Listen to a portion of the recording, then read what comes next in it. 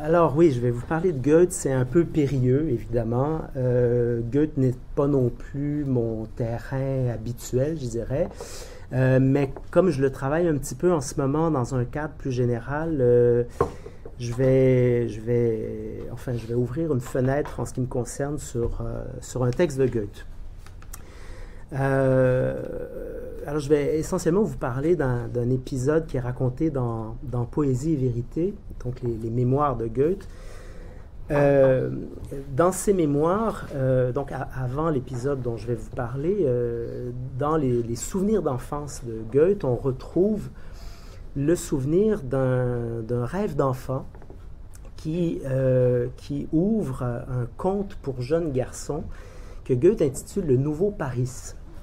C'est un conte qui s'inscrit, si vous voulez, après coup, dans la lignée des contes de Goethe, dont La Nouvelle Mélusine, un autre conte que Goethe a imaginé plus tard à la suite de ses aventures amoureuses avec Frédéric Brion. Donc, au commencement du Nouveau Paris, il y a un rêve d'enfant.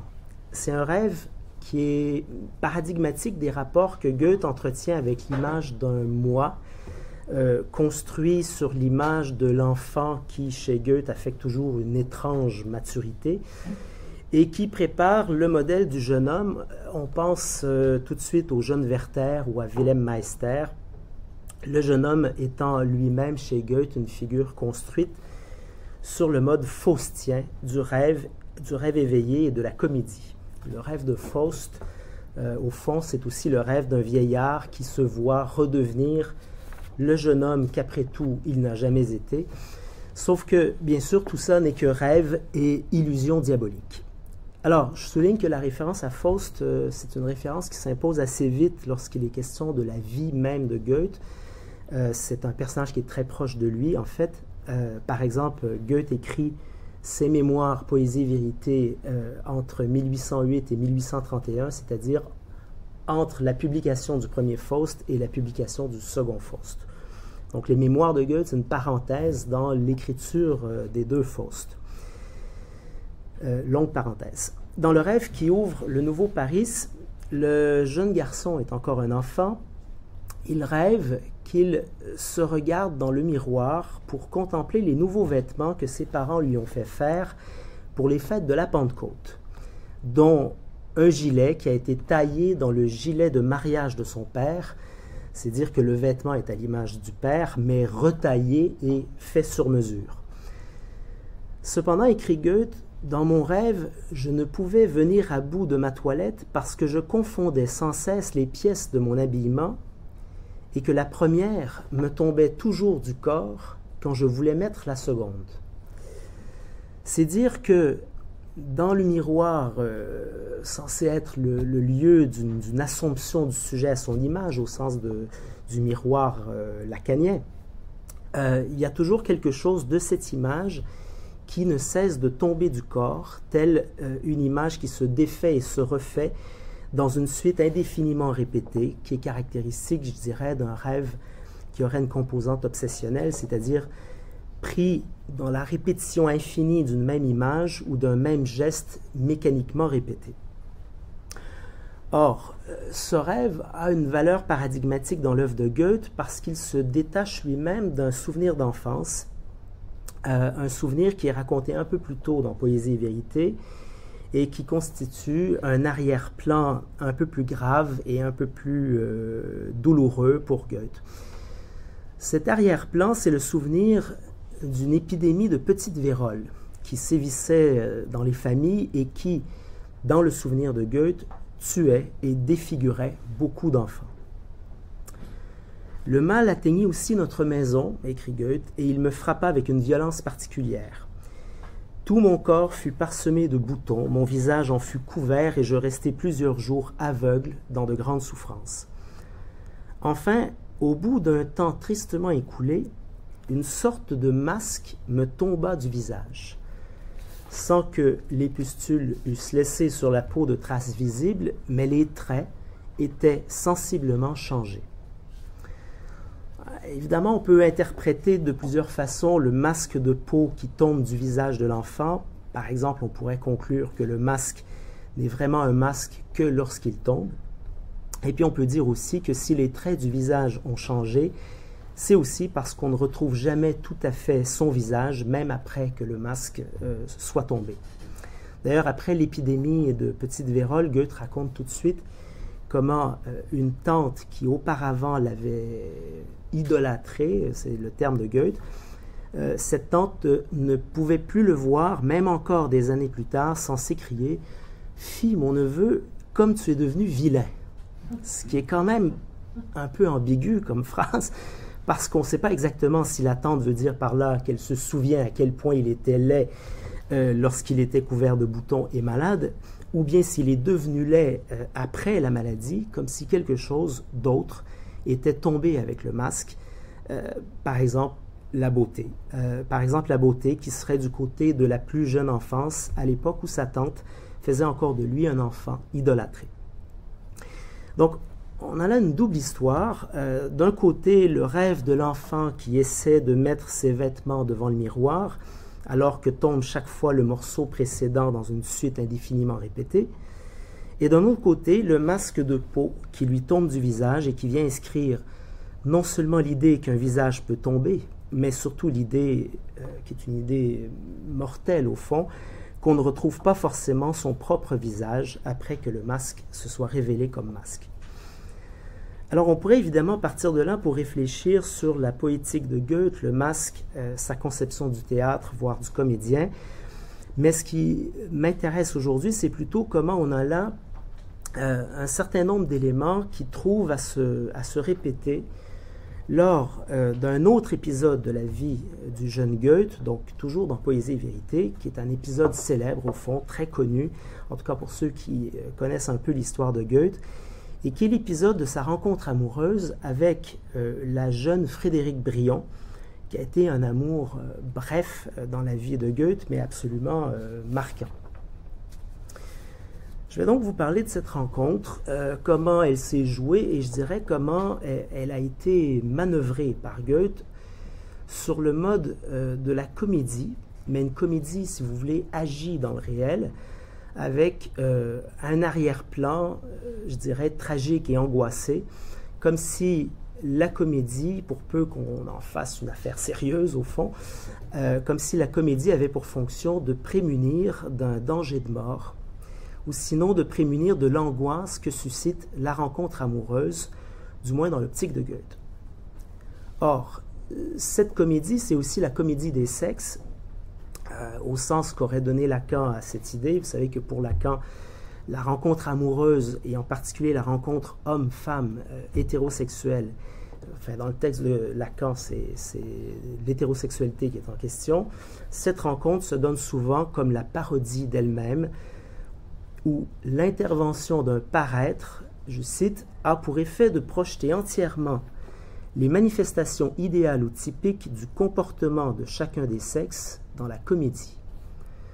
Donc on est sur le registre de la comédie, mais une comédie agie, ou si vous voulez performer dans le réel, c'est aussi la comédie d'une virilité vécue sur le mode de la farce et du subterfuge, dans le cas de l'histoire qui m'intéresse, qui est racontée par Goethe dans Poésie et Vérité. Alors, il faut savoir que cette histoire, c'est un épisode qui a aussi intéressé Lacan. Alors, l'épisode dont je parle, c'est la rencontre avec Frédérique Brion. C'est un épisode qui a intéressé Lacan parce qu'il lui permettait d'éclairer un aspect du cas de l'homme au rat, le cas freudien célèbre qui constitue, même encore aujourd'hui, le paradigme de référence concernant la névrose obsessionnelle. Donc, Lacan, c'est en 1953, Lacan lit l'homme au rat avec Goethe. Et d'ailleurs, si on est attentif à la manière dont Lacan conçoit la position de l'obsessionnel, disons la structure même du drame obsessionnel entendu comme un drame subjectif particulier, on peut voir que Lacan n'est pas loin à certains moments de faire du drame de l'obsessionnel un drame goethéen. Autrement dit, Goethe lui sert à dépeindre le portrait théorique de l'obsessionnel, ce qui évidemment soulève toutes sortes de questions, mais disons pour aller vite que si la manœuvre amoureuse de Goethe permet d'éclairer la manœuvre obsessionnelle de l'homme au rat, c'est peut-être aussi parce qu'il y a quelque chose qui, dans l'optique de Lacan, s'organise chez Goethe sur un mode obsessionnel. Alors, la situation est la suivante. Un jour, le jeune Goethe se propose d'aller rendre visite à la famille du pasteur Brion, qui a 2 filles, dont Frédéric Brion, que Goethe va bientôt rencontrer. En fait, toute la situation découle des discussions littéraires très animées entre Goethe et son ami Wieland, lequel prétend avoir reconnu dans la famille du pasteur Brion le portrait exact de la famille du vicaire de Wakefield, qui est un roman de Oliver Goldsmith, le vicaire de Wakefield, un roman du XVIIIe siècle anglais, publié en 1766, et qui est un roman que, à cette époque-là, Goethe admire énormément. Donc, il s'agit pour l'ami Wieland d'amener Goethe rencontrer la famille du pasteur Brion pour qu'il puisse constater par lui-même que le roman d'Oliver Goldsmith trouve une parfaite correspondance dans la réalité avec la famille du pasteur. Alors, après discussion, Goethe accepte d'y aller, mais à une condition, qu'il puisse y aller déguisé. Alors, en somme, il s'agit de faire une farce chez des gens que lui-même ne connaît pas et qui ne le connaissent pas non plus, en se faisant passer pour un autre, en se faisant passer pour un autre, comme s'il s'agissait d'approcher l'image d'une fiction, c'est-à-dire la famille du pasteur qui est à l'image d'un roman, en se faisant passer soi-même pour une fiction. Goethe a donc l'idée d'y aller habillé avec de vieux vêtements râpés, mal vêtus et de manière, dit-il, mesquine et négligée, en se faisant passer pour un étudiant en théologie. Et tout de suite, les 2 amis partent en riant du bon tour qu'ils se préparent à jouer à la famille du pasteur. Goethe écrit « Je m'étais si bien défiguré, ou du moins si bizarrement attifé, que chemin faisant, mon ami ne pouvait s'empêcher de rire, surtout quand j'imitais parfaitement la tenue et l'attitude à cheval des cavaliers manqués. » L'ennui, c'est que Goethe va tomber tout de suite en arrivant sous le charme de la belle et jeune Frédéric Brion, de même que sous le charme de la famille du pasteur, qui offre en effet le tableau même de la famille qui est décrite dans le roman de Goldsmith, c'est-à-dire une sorte de famille idéale où il fait bon vivre, où tout est harmonie et honnêteté. Et là, la comédie tourne au cauchemar. En tout cas, pour nous, lecteurs, ça continue à être très drôle, et c'est d'autant plus drôle, mais pour Goethe, ça tourne au cauchemar. Parce que, comment faire face à l'amour de la belle Frédéric, alors que non seulement je ne suis pas celui qu'elle croit que je suis, là encore, on est dans Faust, au fond, mais en plus, pour me faire valoir comme étant celui que je suis, il va falloir faire tomber le masque et révéler qu'au départ, je me suis moqué de tout le monde, en prenant tout de même la famille du pasteur un peu de haut. Il arrive déguisé, il bouffonne, donc, il s'en veut de prendre cette famille de haut, de tromper tout le monde, alors que tout le monde croit s'adresser, dit Goethe, à mon moi déguisé. Alors, il se trouve ignoble, ridicule, et il raconte comment chaque fois qu'il est là et qu'il s'aperçoit devant un petit miroir, un morceau de son accoutrement lui apparaît toujours plus risible que le morceau suivant. C'est la même formule, si vous voulez, c'est presque le rêve au miroir de tout à l'heure. C'est-à-dire que ce n'est pas seulement les pièces de vêtements qui tombent à mesure qu'on les remet, c'est un moi déguisé qui tombe en morceaux à mesure qu'il se voit de plus en plus ridicule et misérable. Donc, comme il est tombé amoureux de Frédéric et que la passion amoureuse se confirme en lui, il se voit, je dirais, plus manqué et manquant que le cavalier manqué de tout à l'heure, au point où il ne désire plus que s'enfuir en laissant là, et le mot est important, sa maudite dépouille. La dépouille, quand même une image qui nous renvoie à quelque chose de mort, un moi mort, un peu à la manière, au fond, du masque de peau qui est tombé et qu'on a laissé là comme une chose malheureuse et chiffonnée. Alors Goethe part et il s'enfuit littéralement sur son cheval et il retourne en direction de Strasbourg. Sauf que, dans l'élan de sa fuite, il a soudainement une idée qui s'impose à lui, c'est qu'il se souvient d'avoir vu dans une auberge un jeune homme de sa taille et qui lui ressemble. Il retourne à cette auberge et propose au jeune homme de lui emprunter ses vêtements pour retourner dans la famille du pasteur Brion sous prétexte qu'il veut leur jouer un bon tour. Et donc il répète en fait le même scénario alors qu'il s'enfuyait. Honteusement, il s'enfuyait. Donc non seulement Goethe va effectivement y retourner, cette fois-ci habillé avec les vêtements du jeune garçon, mais il va y retourner déguisé d'une manière encore plus étrange que la précédente. Alors, Goethe échange les vêtements avec le jeune homme, il le regarde, il contemple son double, son sosie, c'est comme ça que c'est écrit dans le texte. Et là, il dit, en le regardant à plusieurs reprises, je trouvais plaisant d'imiter discrètement avec un bouchon brûlé ses sourcils plus épais que les miens et de les rapprocher au milieu afin de faire de moi-même, à l'extérieur, une énigme dans mon énigmatique entreprise. Donc, il y retourne, mais cette fois-ci sous la figure virile de Georges, parce que le garçon s'appelle Georges, coiffé d'un grand chapeau à large bord et arborant sur son visage un énorme et très viril mono-sourcil. Alors, ce qui est assez drôle aussi, c'est que si vous allez lire le roman de Oliver Goldsmith, qui n'est pas un livre qu'on lit couramment aujourd'hui, mais si vous allez lire Le Vicaire de Wakefield, vous pourrez remarquer que dans le roman, il y a un personnage que Goethe ne mentionne jamais dans Poésie et Vérité, et qui s'appelle Georges, et qui est un des fils du vicaire de Wakefield, celui-là même dont on apprend dans le roman qu'il est devenu comédien. Donc, c'est comme si Goethe, au fond, poursuivait la comédie, il poursuivait le rapprochement avec le roman de Goldsmith, en se présentant d'une certaine manière comme l'un des fils du vicaire de Wakefield, qui serait le fils retrouvé vis-à-vis du roman. Goethe, en se faisant passer pour Georges, au fond, complète le tableau familial. Il s'agit toujours aussi, je dirais, de déréaliser la réalité pour la redoubler comme fiction, qui est un peu, je dirais, le principe d'écriture des mémoires de Goethe, poésie et vérité, ou fiction et vérité, dépendamment des traductions. Le terme, c'est Dichtung, poésie, fiction. Donc, Goethe retourne vers Frédéric, parce qu'au fond, il ne retourne que pour elle. Il retourne vers Frédéric qu'il veut séduire, mais il y retourne en exagérant la comédie. Il y retourne sous une image grotesque, maquillée et même grimée.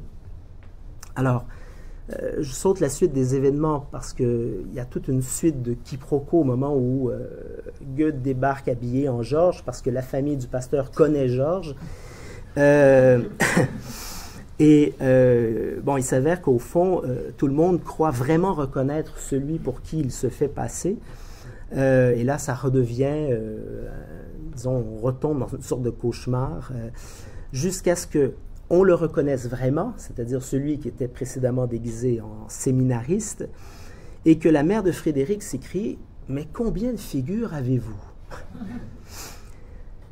Alors, ce qui m'intéresse dans cette histoire-là, c'est comment la farce comique du jeune homme, tantôt cavalier manqué, tantôt séminariste misérable, tantôt garçon d'auberge candide et viril, tout ça constitue une étrange manœuvre qui consiste à aller vers l'amour, puisque dès le départ, Goethe savait que le pasteur avait 2 filles et que, manifestement, plus on s'approche de la rencontre amoureuse, plus la comédie est appuyée.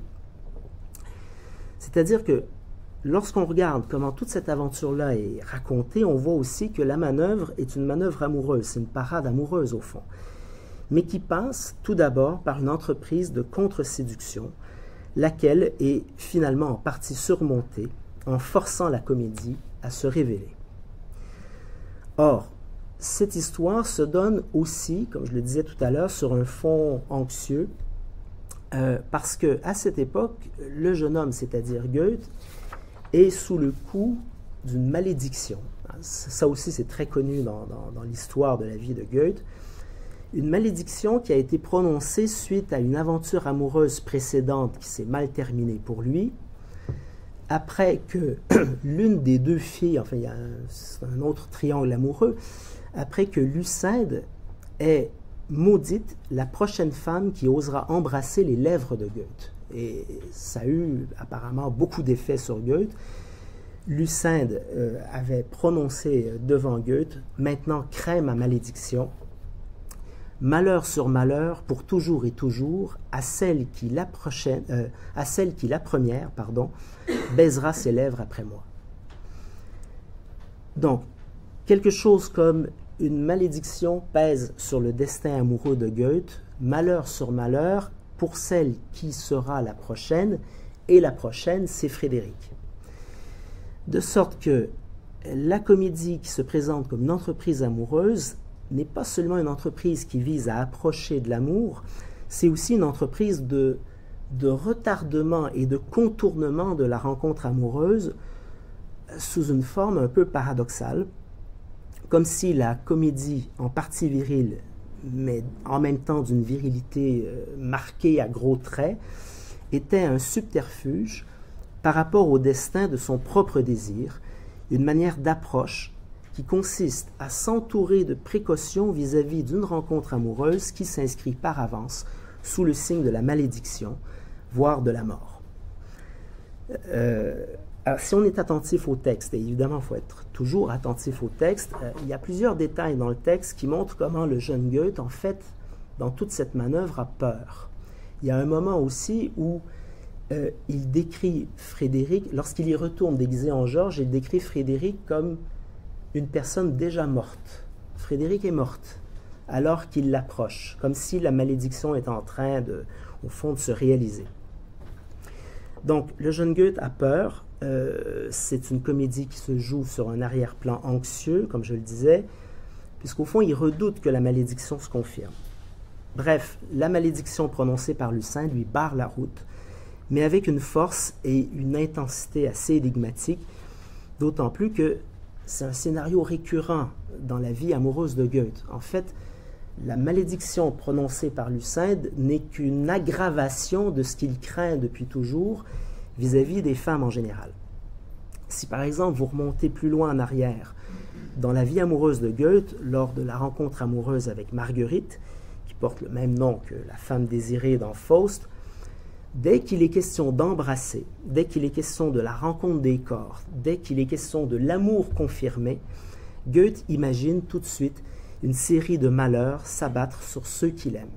C'est la même situation au fond que dans L'homme au rat, l'appréhension obsédante qu'il arrive quelque chose de grave à ceux qu'il aime. Goethe parle d'un enchaînement d'événements funestes qui s'achève par une catastrophe inévitablement tragique. Donc, la malédiction qui pèse sur le désir amoureux du jeune homme fait du désir lui-même quelque chose de risqué, voire de maudit. C'est ce que j'appelle chez Goethe la malédiction du désir. Et c'est en ça que la comédie amoureuse de Goethe est jouée sur un mode obsessionnel aussi. Si on part de l'idée que le désir de l'obsessionnel est un désir impossible, qu'il s'agit d'annuler comme désir, voire de détruire, voire de mortifier. De sorte que ce qu'il faut regarder, ce n'est pas seulement la comédie des sexes ou la comédie d'une virilité vécue comme une farce ou encore comme un subterfuge, c'est toute la complexité dramatique et angoissée qui se dessine à l'arrière-plan. Le personnage de Goethe n'est pas seulement un personnage qui se voit enfermé, comme dit Lacan, dans la cage de son narcissisme, il est aussi celui qui, pour approcher de l'objet d'amour, de l'objet désiré, alors même que le désir est impossible parce que soumis à la malédiction du désir, il ne peut approcher de l'amour qu'en déléguant au-devant de lui un autre que lui, qui est son moi déguisé.